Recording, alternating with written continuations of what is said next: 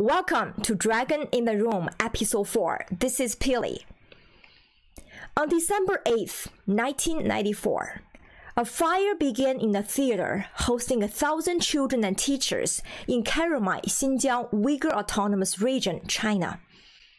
Most were the best and the brightest pupils in their classes. They were aged between 7 and 14 years old. The first few seconds are the most crucial and controversial of the disaster.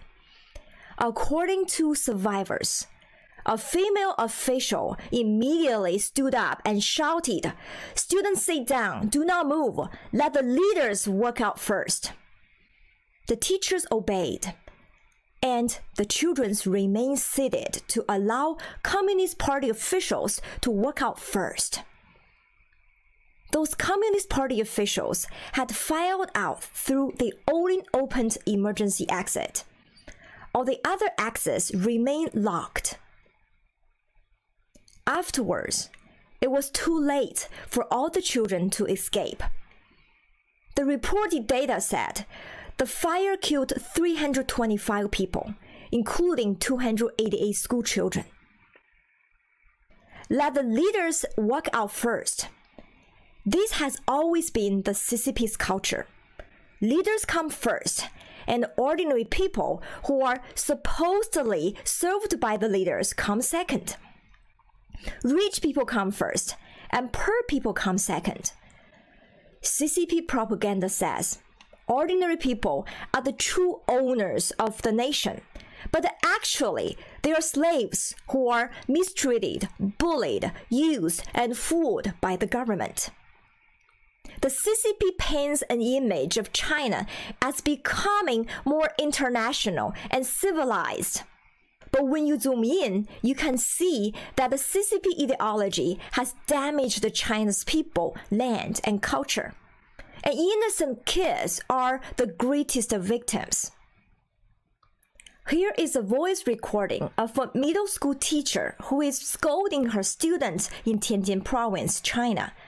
This video, which was published on February 25th, 2021, can show you how you would feel if you were an ordinary Chinese student with a teacher who has communist culture in her heart.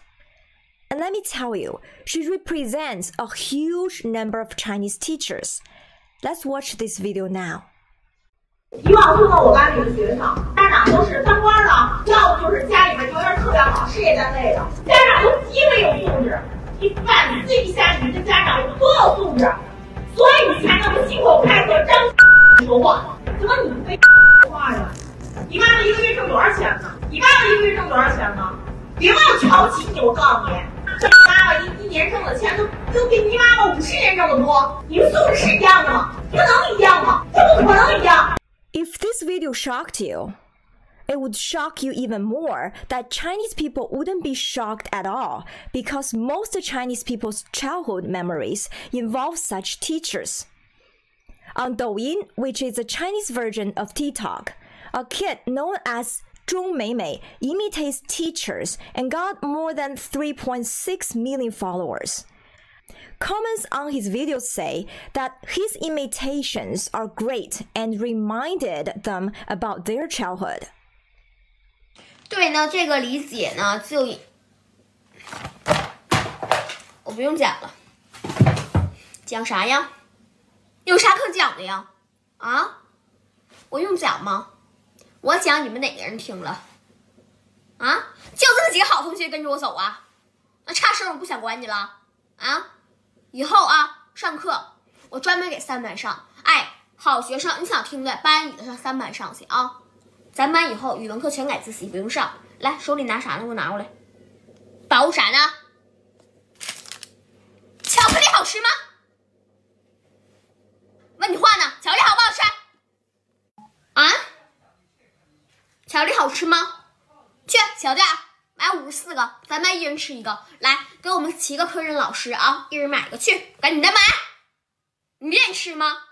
买去，给你妈打电话要钱。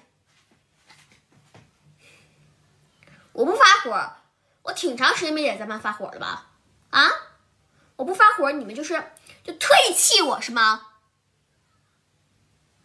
我跟你们说啊，你学不是给我学，也不是对付谁的啊，也不是给你爸妈学的。你愿意学不学啊？我工资我照样拿啊，你照样你愿意考哪考哪去，跟我没有关系。跟我有什么关系啊？最好是你爸你妈啊，别来问我你家孩子为啥学习这么差，回家问你家孩子去。上习吧，没人愿意给你们上课，一个个的不知好歹。 This kid is so popular in China because of his acting talent. Not surprisingly, after his video gained popularity in China, a country ruled by a dictator, he got into trouble for making the government look bad. He had to delete a lot of his videos after the local board of education talked to him and told him to spread some positive energy instead of imitating his teachers. Ironically, the teachers are the ones passing negativity to kids every day, but the kids who expose them are told to be more positive. After his video got deleted, Chinese people were angry. Now, he's still posting some similar videos, but they are much more gentle.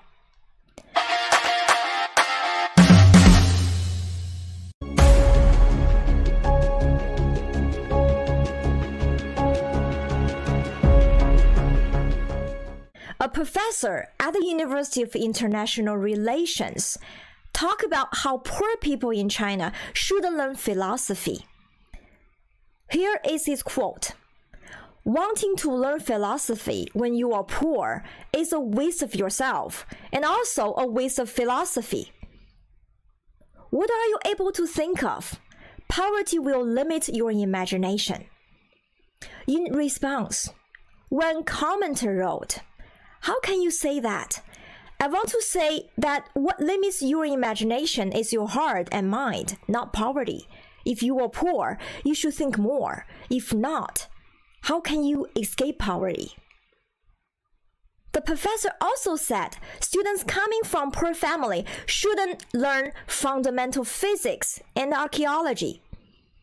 Another professor at Tsinghua University, which is ranked second among Chinese universities, said that people who are too poor are not suitable for studying law because it is easy for them to be radicalized. We want to ask those top professors, what can poor people's kids in China do? Do poor people's kids have a way out of poverty? Which theories indicate what poor people's kids should and shouldn't do for their major? Do poor people's kids have the chance to learn what they wish to? Do poor people's kids should have dreams? The CCP's propaganda always shows how fancy, international, and clean Chinese cities are. But imagine if you zoom in on those fancy pictures or videos, you will see that under the roof of a beautiful campus, in a modern classroom, what is actually happening right now, right there, is deeply unsettling.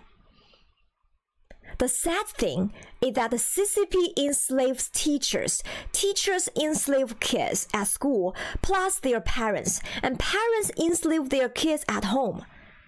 Leaders enslave subordinates, and rich people enslave poor people.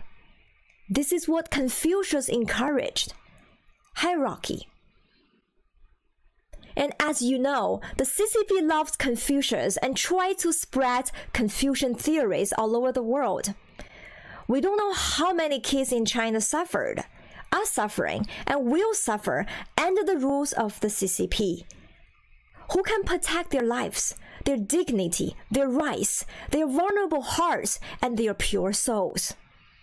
In China, it is difficult to hear ordinary people's voices because the CCP censors and edits all forms of media to show only the good side of China. But we will never stop exposing the truth of what's happening under the CCP rule. The government cannot represent Chinese people. and Chinese people are not the CCP. We're the victims of the CCP.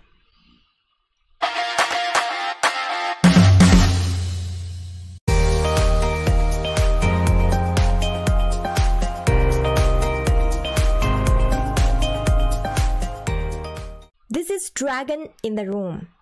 Dragon in the Room. It's time to think, ask, and tell. Thank you for watching. See you next time. This is GTalk.